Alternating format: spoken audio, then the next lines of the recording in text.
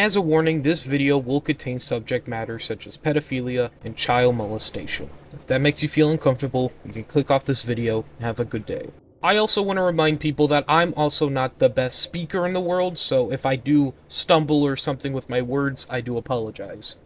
If you've been around the SpongeBob community for a while now, you might know the name Sabino.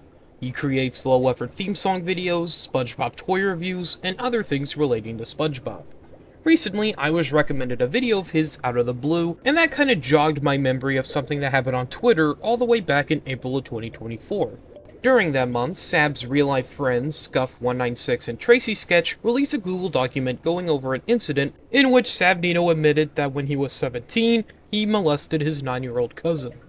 Now, this document heavily relies on screenshots, but I was able to work with both Scuff and Tracy Sketch, and they were able to prove that the account in that group chat was Sab's actual Discord account. Now, for comparison, here's my video of Sab's account in the Art of SpongeBob Discord server, which is a server anyone can join. Now, Sab could change his account after the video to say something else, but SabNino15 is something he uses quite a bit, even on his old Twitter account. For this video, I'll go over the document verbatim, and I'll go over stuff that happened after the document released. But for now, let's read the document. For the past couple of months, me and Tracy Sketch were hoping that Sabino would take accountability and step away from SpongeBob content and content creating in general. But it seems like rather than doing that, he would rather continue and try to expand his already huge audience made up of mostly minors, especially with his new Twitter account at the time, Niche SpongeBob Facts.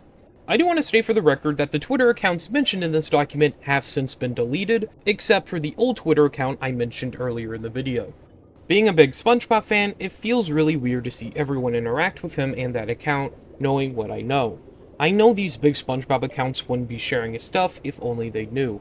His YouTube channel has also grown a lot. Sabino, Sabino Productions, and Spongy Sabino Pants. On November 11th, 2023, Sab admitted that he engaged in sexual acts with his 9-year-old cousin for months when he was 17 years old, and only stopped when she told her teacher about it. We don't know the details and severity of it. I'm scared to know further details. Sab has autism, and in the past has had some self-destructive episodes. He would tell his friends to fuck off, threaten to hurt his friends out of nowhere, and had gone to a psych ward before, and that was over losing a friend. So when this started, I thought it would be something similar, a somewhat small thing blown out of proportion, but it turned out to be very serious. He started telling us this by saying he had family drama and he was disowned by them, and they were only going to support him financially from now on. Little did we know that this was much bigger than family drama. Take a look at the screenshotted messages, he admits to everything. My family decided to disown me and strictly be financial support. I'd rather not go into why, it's just a bunch of family drama. Are you guys still able to keep me around? What do you mean keep you around? I'm so sorry to hear that. Well, cause I know being disowned by your family is typically a sign that you're an awful person. At least that's what I gathered from it. It would just hurt if I ended up losing you guys too, since the only people I can really turn to are my friends and therapists now. Well, not really, you can disown/get disowned by your family for several reasons, so I wouldn't think you'd be a shitty person if you were disowned. It's just sadly how things happen. I'm sorry you feel that way though. I'm so sorry to hear that, dude, that's surprising to hear. I hope things can get better one day. At least they will still offer financial support. Maybe things will get better with some time. You could talk about it a bit if you want with us. Hoping for the best. We don't plan on disowning you. If anything happens between us, we'll be sure to talk it out the best we can. We love you, dude. I'm so sorry about that. I honestly rather not talk about it, but I honestly never wanted to kill myself more than I do right now. I turned myself into the police. If they arrest me, you might not see me ever again. It was nice knowing you. Why would that arrest you? Rather not talk about it. Sab, please. This is all an elaborate suicide attempt. We're your friends. If we never hear from you again, I'd like to know why. I turned myself into the police so I could tell my cellmates that I'm a pedophile so they can kill me. You will easily be found out that you're not a pedophile. I can at least try. I'm done trying. Every time I try, things get worse. There's no evidence that you are, though. Sab, did you do anything to warrant the police to arrest you? I lied. About? Okay, I didn't, but I'm afraid if I told you that we'd stop being friends. This was years ago, but I'm still sickly ashamed of it. You didn't submit yourself to the police? I did. I told him about that thing. What thing? What did you do years ago? Yes. No, I'm asking what you did. When I was 17, I experimented sexually with my youngest cousin who was in the 4th grade. That's the reason why my family disowned me. I'm so ashamed for what I did, I didn't know what pedophilia was. So I wanted to arrest myself due to how terrible I felt. I felt bad for traumatizing her. I'm sorry for what I put my family through. And even though I'm positive I'm not a pedophile due to now knowing what it was, I'm still ashamed. I'm so sorry you were ever my friend. I'm so disgusted over what I done.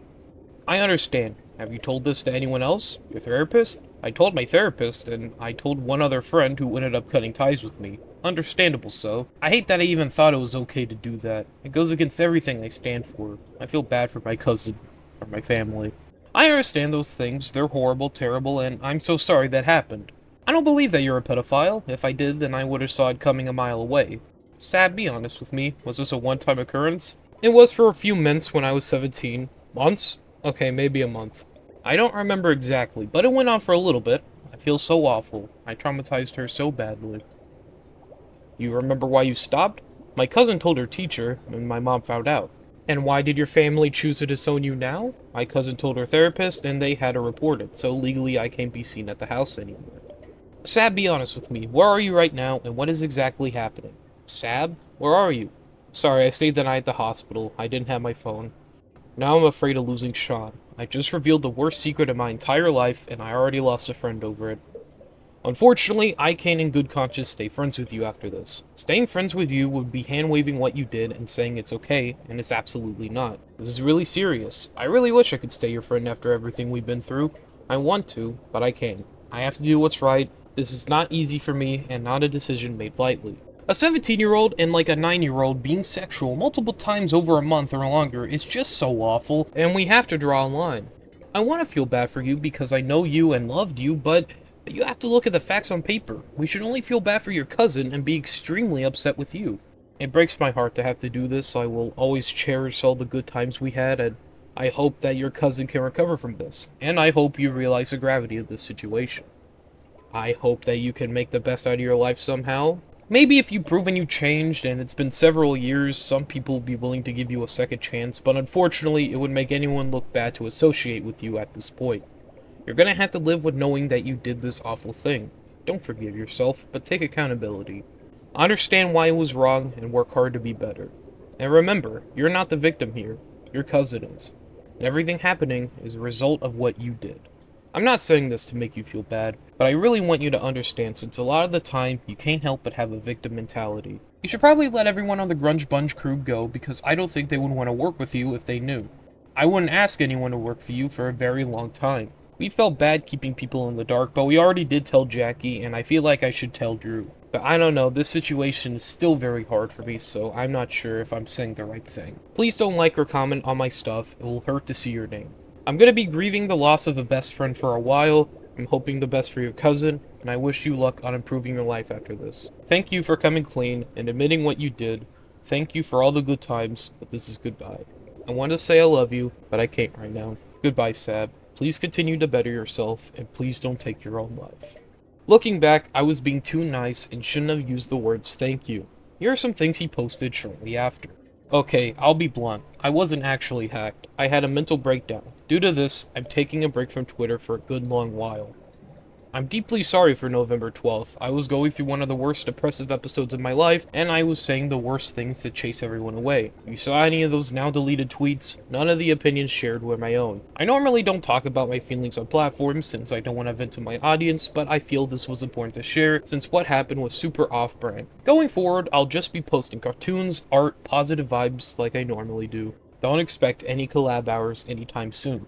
Now, I am going to deviate from the doc a little bit. I do remember when Sab did this back in 2023, so I could say that this actually happened, and now let's go back to the screenshots. I just had a run-in with him, he's continuing self-destruction and is screaming for attention, but I think it's time for all of us to move on and not have our feeding hand bit. He's screaming? Just for attention. What is he saying? I'm so sorry you have to deal with that. Is he going around the campus self-sabotaging himself? He's saying like he wants to kill his family and all his friends so they don't have to suffer at his behalf. He wants to post on social media that he's a Nazi supporter and wants to blow up everyone he loves with a grenade. So, irrational justification. For context, on the 12th, he made a lot of weird transphobic and offensive posts trying to drive people away without giving him the real reason and having a mental breakdown both on the internet and in real life. I don't think he's actually transphobic though. I know he also had a YouTube community post saying his original series has been cancelled, but it seems to be deleted now. As well as a poll asking if he should rebrand to a completely SpongeBob channel, which he did do for a while. When I told him I couldn't be friends with him anymore, this was too big to overlook. He immediately blocked me and Tracy, and I really wish I couldn't have gotten an apology and a goodbye. It felt like he was treating it like silly drama and not something serious. He also begged us not to come out about it through a mutual friend. I felt very numb and unsure about what to do and just sat on it until now. Losing my best friend in the blink of an eye was very hard for me. I was at work when I got the news. I felt dead inside. I drew Vin art about it, which I'll show on screen. Nino was my best friend for years. I saw him with a SpongeBob shirt in my college and we quickly became best friends. We would geek out about the show non-stop. I would go to his house for every new episode. I did some storyboards and drew art for his merch and for his web show. I even met one of my best friends through him. We did YouTube videos together. We went to the movies and the mall. And when my girlfriend visited, we all had a great time, and she loved him too.